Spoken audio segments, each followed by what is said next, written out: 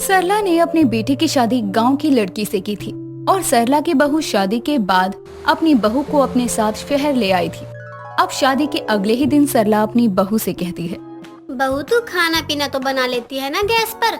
तो मेरी सहेली महिमा ने ठीक ही कहा था कि मेरी सास मुझे गांव की गवार ही समझेगी, लेकिन मुझे भी दिखाना है कि गांव की लड़कियां भी सब कुछ कर सकती हैं। बहू क्या हुआ, क्या सोचने लग गई? तुझे गैस पर खाना बनाना तो आता है ना? हाँ माँ जी, मुझे तो सब आता है। बताइए खाने में क्या बनाना है? आलू के पराठे और चटनी बना ले।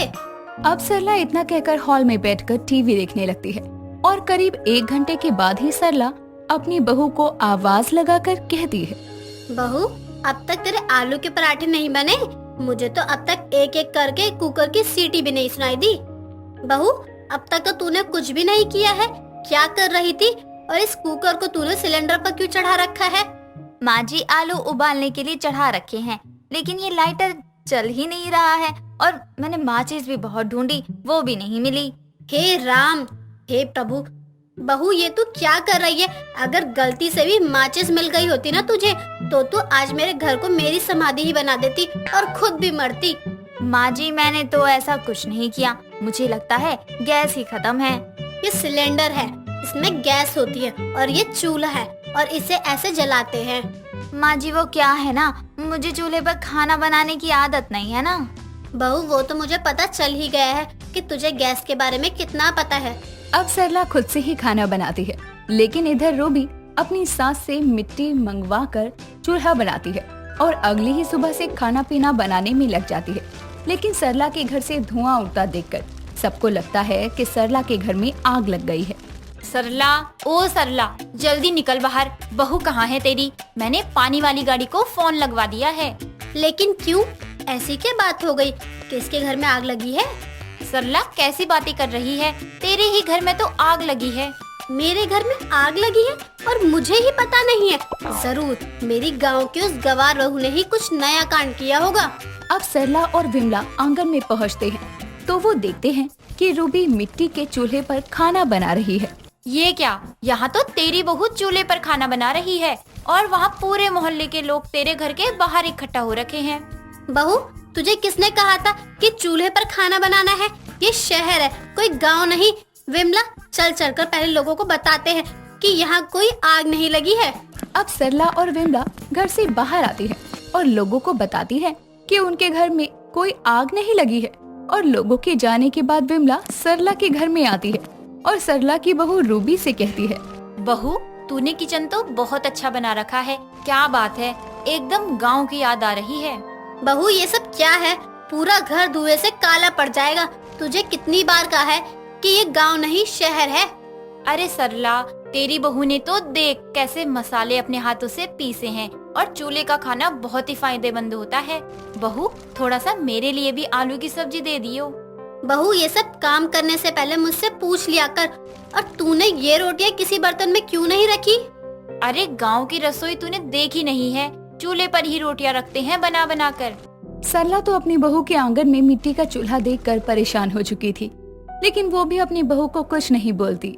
देर शाम रूबी अपनी सास सरला से कहती है, माँ जी सुबह के लिए आटा नहीं है, बताइए गेहूँ कहाँ है? साफ कर दूं ताकि वो आएंगे तो पिसवा लेंगे।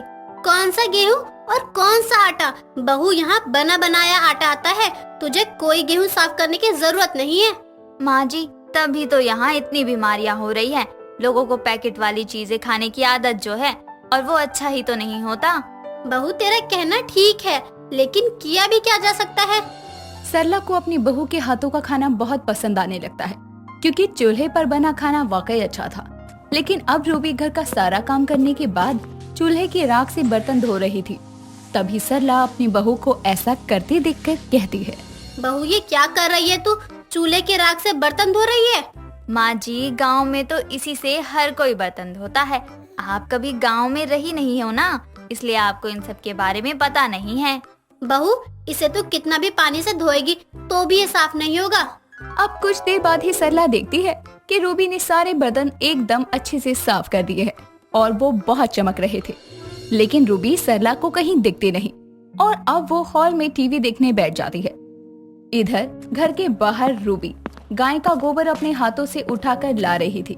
ये देखकर विमला रूबी से कहती है, बहू तुझे बदबू नहीं आ रही? ये गांव के गाय भैंस थोड़ी ही हैं जो चारा खाते हैं, इनका गोबर तो बदबू देगा ही। अब तो मैं सरला के घर का एक गिलास पानी भी ना पीऊं। छी, कितना बदबू मार रहा है। अब रूबी उसी गोबर से अपने आंगन में बने चूल्हे को लीपने लगती है और जब सरला को बदबू आने लगती है तो वो हॉल से आंगन में आती है और देखती है कि रूबी गोबर से चूल्हा लीप रही थी। उसे देखकर रूबी की सास रूबी से कहती है, बहू छी छी, ये क्या है? तूने गाय की टट्टी से चूल्हा को लेपा? माँ जी, भले ही इसमें से बदबू आ रही हो, लेकिन मैंने इसमें मिट्टी मिलाई है और ये गोबर है, कोई टट्टी नहीं। अब देर शाम सरला विमला और विमला के घर वालों को खाने पर बुलाती है, लेकिन विमला आते ही सरला से कहती है, अरे सरला, मुझे तो भूख नहीं है, इन लोगों को खिला दे। वैसे खाना तो तेरी बहू ने ही बनाया होगा। हाँ हाँ, बहू ने सारा खाना बनाया है और देख खुशबू कितनी अच्छी आ रही है। वैसे तेरे घर से बदबू नहीं आ रही है, वो मैंने देखा था ना तेरी बहू को गोबर लाते हुए, वो भी हाथों से। अरे वो तो गांव में तू देखती ही है कैसे लोग मिट्टी और गोबर से घर लीपते हैं। अब रूबी विमला के बेटे बहू को खाना खिलाने के लिए आंगन में चटाई बिछाती है और मटके में बनाई सब्जी और घी लगी हुई रोटियां देती है, जिसे देखकर और उसकी खुशबू से विमला सरला से कहती है, अब तो इतना कह ही रही थी, लगता है मुझे भी खा ही लेना चाहिए। तू तो अभी मना कर रही थी कि पेट भरा हुआ है। अरे खा लेती हूँ, बहू ने इतने प्यार से बनाया होगा। चल इन्हें खा लेने दे, उसके बाद हम दोनों बैठ कर खाएंगे। अब रूबी के हाथों का खाना खाने के बाद विमला का बेटा अमन रूबी से कहता है, वाह भाभी वाह, क्या खाना बनाती हो अब यार। आपके तो हाथ को काट के म्यूजियम में रखने चाहिए। कितना अच्छा खाना बनाती हो भाभी, मजा ही आ गया। आज से पहले मैंने ऐसा अच्छा खाना खाया ही नहीं है। और तुम भी क्या देखे जा रही हो और खाए जा रही हो? तुम ना भाभी से सीखो, ठीक है, खाना बनाना। और भाभी जी आप इसको सिखा दीजिए कि रोटी अच्छी कैसे बनाते हैं। वो जली हुई रोटी दे देती है। ऑफिस जाता हूँ, लंच खोलता हूँ, जली हुई रोटी देख के सब मेरे से मजे लेने लग जाते हैं। इसलिए प्लीज भाभी सिखा दीजिएगा इसको। क्यों माँ, सही कह रहा हूँ ना मैं? हाँ बहू, मेरी बहू को भी थोड़ा खाना बनाना सिखा दियो। चल अब तुम दोनों जाओ और मुझे खाने दो, मुझे भी खाने की खुशबू से नहीं रहा जा रहा। ठीक है माँ, आप खाइए, अब हम लोग जाते हैं, चलो। अब विमला और सरला दोनों ही बैठकर एक साथ खाना खाते हैं और सरला विमला से कहती है, मेरी बहू भले ही शहर के तौर तरीके नहीं जानती हो, लेकिन जो भी आता है वो मेरी बहू की रसोई की जरूर तारीफ करके जाता है और मैं बहुत खुश हूँ अपनी बहू से। सच में सरला, तेरी बहू जैसी भी हो, लेकिन तेरी बहू के हाथों का खाना और उसकी रसोई मुझे बहुत पसंद आई। नीलम अपने कमरे में बैठकर आराम कर रही थी। तभी नीलम की बहू नव्या अपनी सास के पास आती है और उससे बोलती है, माँ जी, मैं खाना नहीं बनाऊंगी, अब तो हद ही हो गई है आपकी लाडली बहुओं की। या तो अपनी बहुओं को समझा दो कि जब मैं खाना बनाऊं तो वो नहीं आएंगी, या फिर उनको ही रसोई संभालने को बोल दो। अरे पर हुआ क्या? तू इतना क्यों भड़क रही है? भड़कू नहीं तो और क्या करूं? जरा रसोई में जाकर रसोई और अपनी बहुओं की हालत को तो देखो। हे भगवान, पता नहीं क्या हो गया है। ना जाने ऐसी कौन सी आफत आ गई है जो इन पांचों का मुंह कभी बंद ही नहीं होता है। अब क्या था, नीलम भड़कते हुए रसोई में जाती है, जहाँ वो देखती है कि रसोई का बुरा हाल हो रखा है। रसोई का भी और उसकी चारों बहुओं का भी। कोई किसी के बालों को पकड़कर खींच रही है तो कोई बेलन और छलनी एक एक करके एक दूसरे पर मार रही है। ये देखकर नीलम का सर चकरा जाता है और वो अपने सर पर हाथ रखकर खुद से कहती है, हे भगवान, ये क्या हो रहा है मेरी रसोई में? ना तो रसोई की सफाई है और ना ही इन सब में प्यार। देख लो अब आप अपनी आँखों से।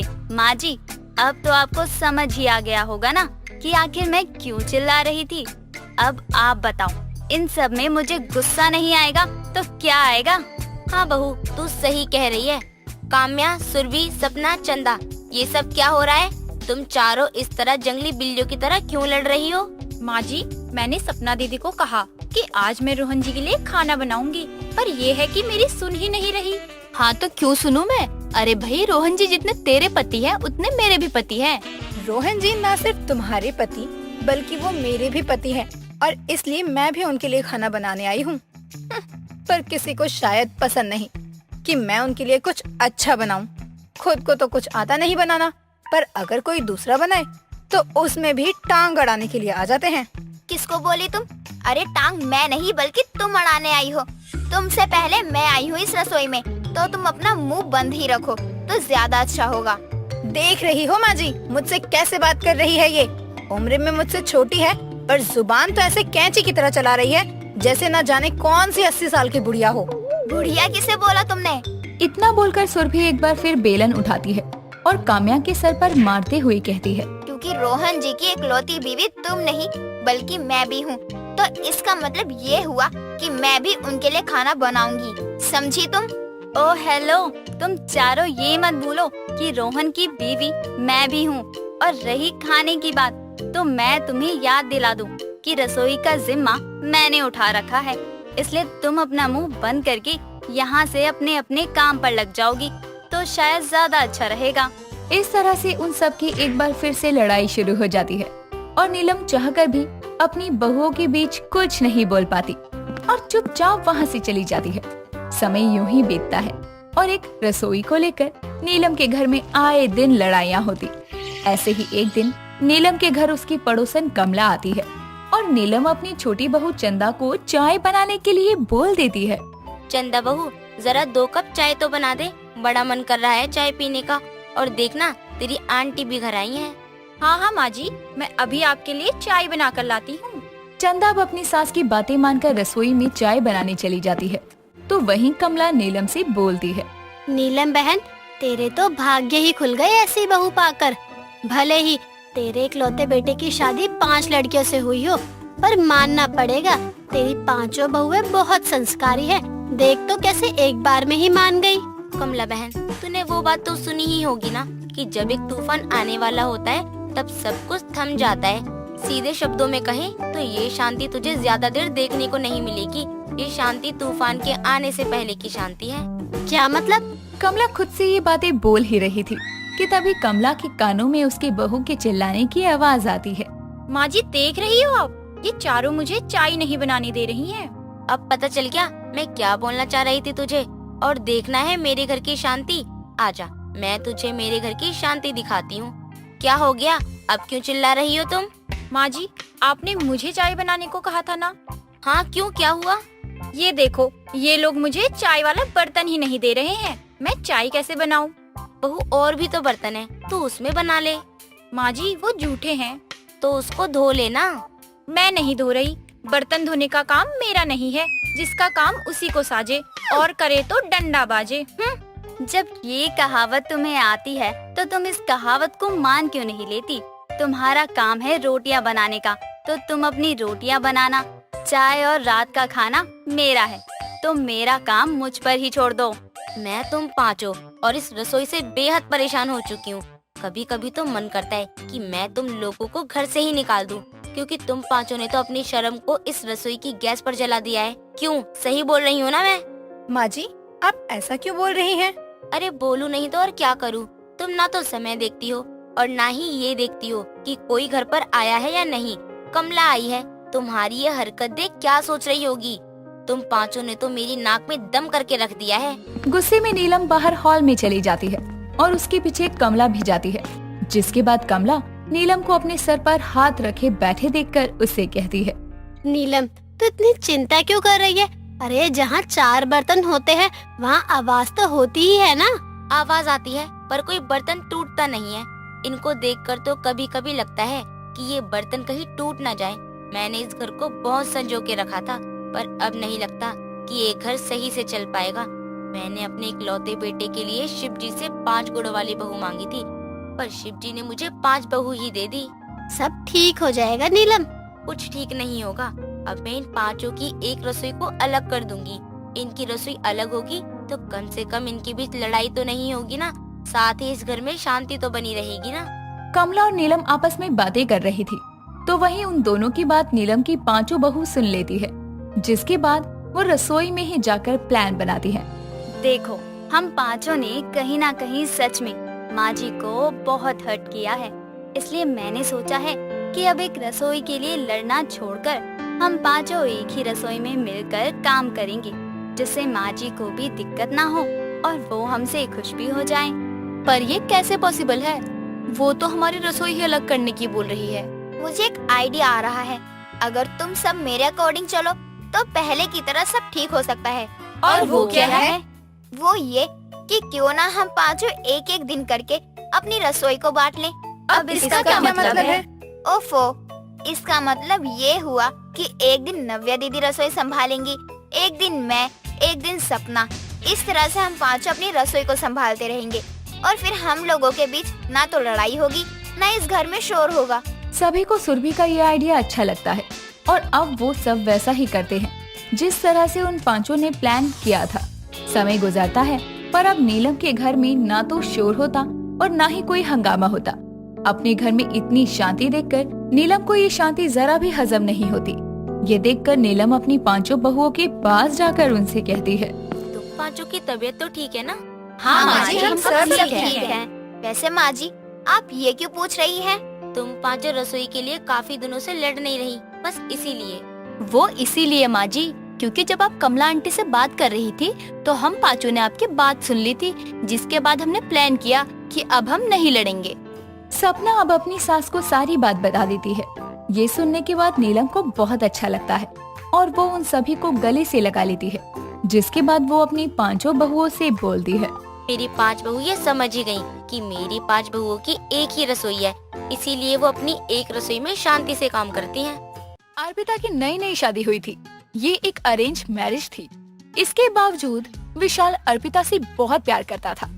अर्पिता भी बहुत खुश थी।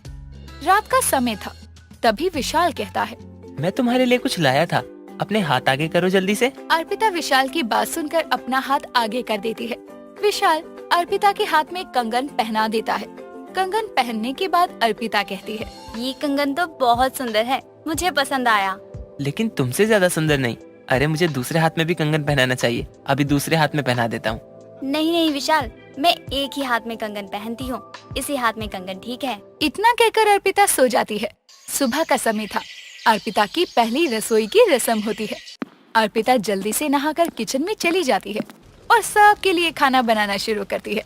कुछ ही देर में खाना खाने के बाद अर्पिता की सास सरिता कहती है, बहू खाना तो बेहद अच्छा है। मुझे तो लगा था तुझे पानी भी उबालना नहीं आता होगा। तूने तो मुझे इम्प्रेस ही कर दिया। मैं तुझे शगुन में ये कंगन देना चाहती हूँ। इतना कहकर सरिता अर्पिता को एक कंगन दे देती है। अर्पिता अपनी सास का दिया कंगन भी उसी हाथ में पहन लेती है, जिसमें पहले से 4 कंगन उसने पहने थे। ये देखकर सरिता कहती है, बहू तूने एक हाथ में 5-5 कंगन क्यों पहन दिए? दोनों हाथ में 2-2 कंगन पहन ले।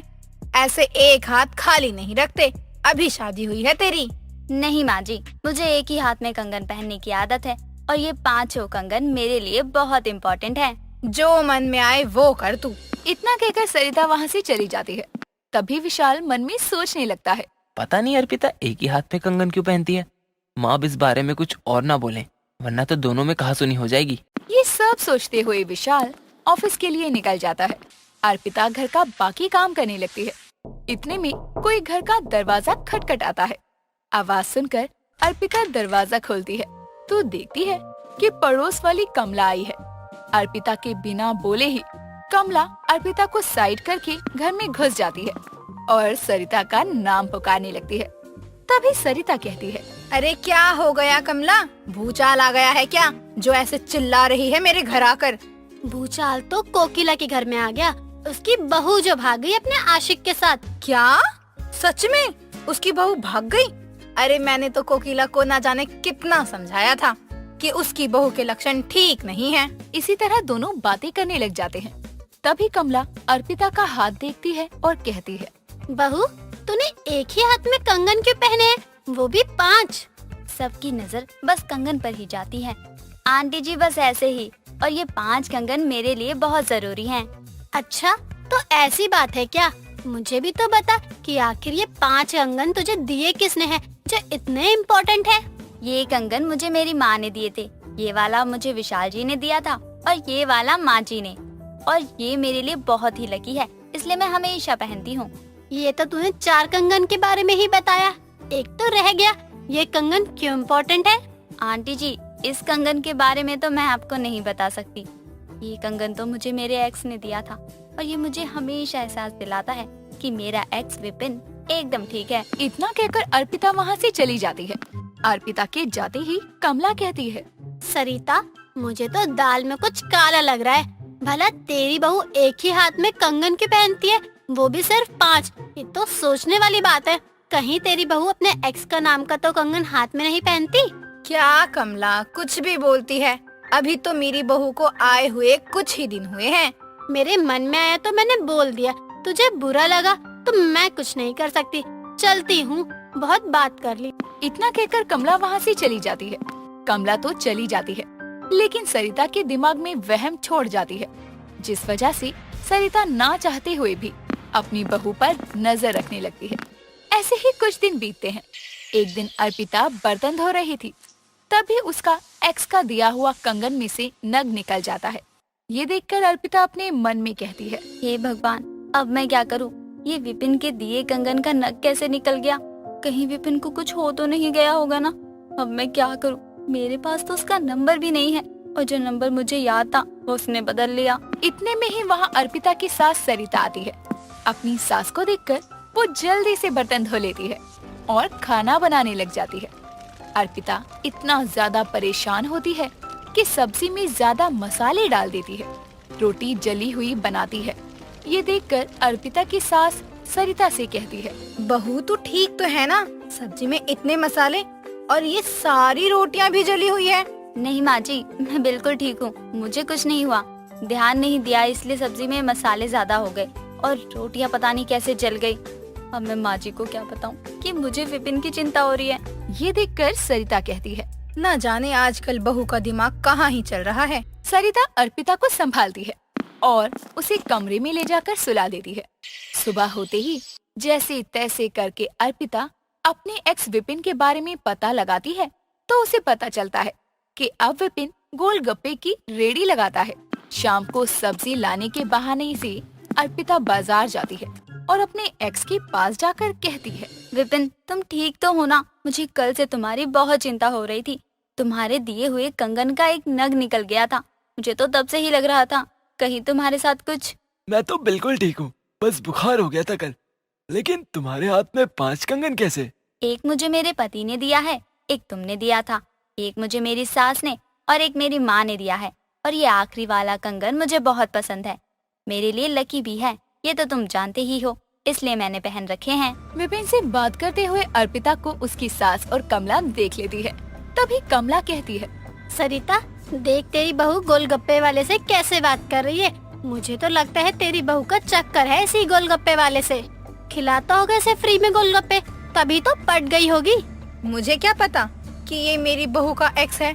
जरूरी थोड़ी है गोलगप्पे खाने आई होगी। अर्पिता गोलगप्पे खाकर आ रही होती है। तभी उसकी सास सरिता उसे रोककर पूछती है, बहू, तू उस गोलगप्पे वाले से क्या बात कर रही थी? कौन है वो तेरा? क्या जानती है तू उसे? माँ जी, आप यहाँ कैसे? वो मेरा एक्स बिल्कुल भी नहीं है। मैं तो यहाँ गोलगप्पे खाने आई थी। इतना कहकर अर्पिता वहाँ से चली जाती है और घर जाकर काम करने लगती है। तभी सरिता का दिया हुआ कंगन पूरी तरह टूट जाता है और अर्पिता अपने मन में सोचती है, विपिन के दिए कंगन का एक नग निकल गया था तो विपिन को बुखार हुआ था। माँ जी का दिया कंगन तो पूरी तरह ही टूट गया। मुझे तो लगता है कहीं माँ जी टपक चुकी होंगी। यही सोचकर अर्पिता रोते हुए विशाल को ऑफिस से घर बुला लेती है और उसे फोन पर ही कह देती है कि अब माँ इस दुनिया में नहीं रही। विशाल ये सोचकर तुरंत ही घर आता है। वहीं दूसरी तरफ कमला और सरिता इस बात पर लड़ रहे थे कि अर्पिता कहाँ है। वो उसका एक्स नहीं है तो मतलब नहीं है। बहू खुद ही तो कह कर गई है कि वो उसका एक्स बिल्कुल भी नहीं है। हमने तो उससे पूछा ही नहीं कि वो उसका एक्स है या नहीं। उसने खुद ही कहा कि वो उसका एक्स बिल्कुल भी नहीं है। तो इसका मतलब ये हुआ कि वो गोलगप्पे वाला ही इसका एक्स है। यही बहस करते हुए सरिता और कमला घर पहुंच जाते हैं। विशाल सरिता को देखकर खुश हो जाता है। वहीं सरिता अपनी फोटो पर माला और अगरबत्ती को जला देखकर कहती है, अभी तो मैं जिंदा हूँ, अभी से मेरी फोटो पर माला चढ़ा दी और अगरबत्ती भी जला रहे हो। अर्पिता, ये कैसा गंदा मजाक है? तुमने तो बोला कि माँ इस दुनिया में नहीं रही, लेकिन ये तो यहाँ बिल्कुल ठीक खड़ी हैं। ये देखकर तो मुझे भी बहुत खुशी हो रही है। माँ का दिया हुआ कंगन मेरे हाथ से टूट गया तो मुझे तो लगा कि माँ जी कहीं निकल ली होंगी। इन सब बहस में कमला और सरिता विपिन के बारे में पूछना ही भूल जाते हैं और अर्पिता अपने हाथ से पांचों कंगन को निकालकर फेंक देती है और कहती है, मैंने तो माँ जी का दिया हुआ कंगन वापस जोड़कर पहन लिया था, लेकिन अब से मैं हाथ में कंगन नहीं पहनने वाली।